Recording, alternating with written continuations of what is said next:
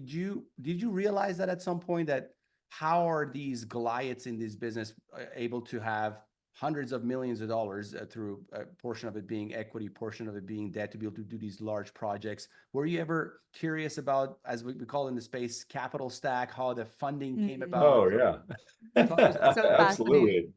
Yeah, absolutely. It was to that point, I think just as an inspirational piece that I kind of learned from was I had a girlfriend when I was about 20, I think I was 21, 22 years old, and her father was a developer, and I had never met a developer before. And I remember thinking, I got to know her while I met her father, and he was a nice guy, and he had a great life, and it was a beautiful home, and it was a great, great family. And I remember thinking, like, he's just a normal human being. He's just figured something out that's allowed him to have a great life. And that was kind of the seed, I think, that it was kind of planted, to some extent for me, understanding that there is a path to this ultimate destination. And in terms of the capital stack, like understanding that piece, that I didn't know anything about that until I worked at Samuels and Associates it was a $1.5 billion project that ended up selling for 2.2 billion.